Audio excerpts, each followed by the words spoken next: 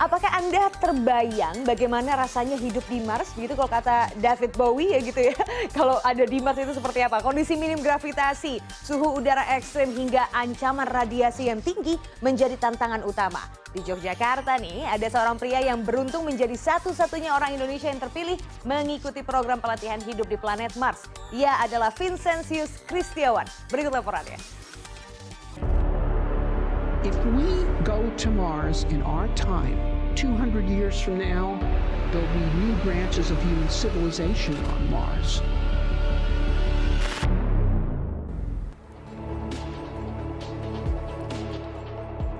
Mars dianggap sebagai salah satu planet yang paling memungkinkan untuk dihuni manusia.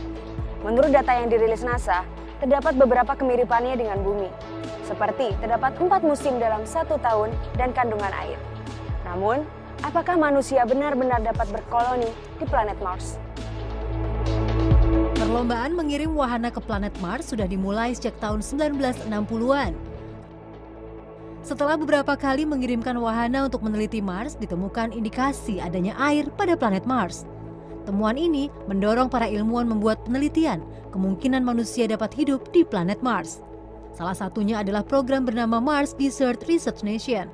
Diinisiasi oleh Mars Society di Utah, Amerika Serikat yang berdiri pada tahun 2001. Sebagai partisipan, Mars Society memilih orang dari beberapa negara untuk mengikuti percobaan tersebut.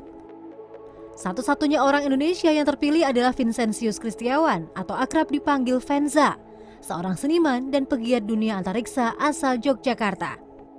Untuk mengikuti program ini itu dipilih dari berbagai sektor, berbagai bidang keilmuan, berbagai disiplin ilmu. Jadi saya dari disiplin ilmu seorang artis, seorang seniman yang berkarya dengan menggabungkan space science dan space exploration.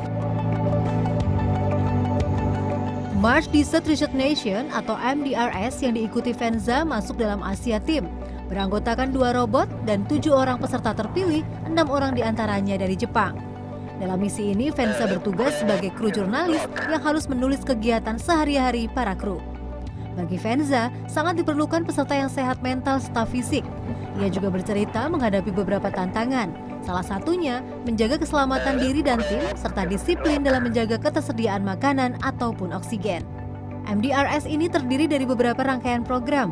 Pada Maret 2019, Venza telah mengikuti simulasi riset isolasi manusia di kapal pemecah es Jepang.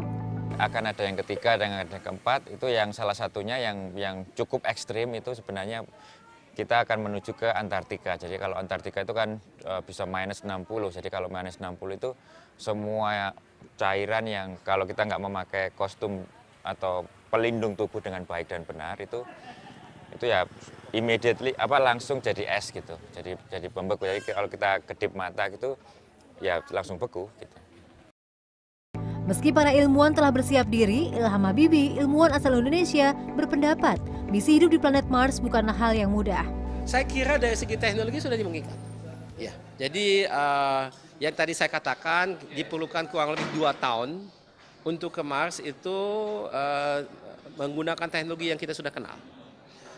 Tantangannya adalah ya bagaimana manusianya bisa menjalankan itu 2 tahun berjalan ke Mars dan mungkin singgah di Mars berapa bulan dan juga bertahunan, balik lagi itu kan berapa tahun ya. Kan ada efek kepada yang bersangkutan, gimana dengan nutrisinya, gaya hidup dan lain sebagainya ya. Komunikasi juga susah dengan kita-kita di bumi ini.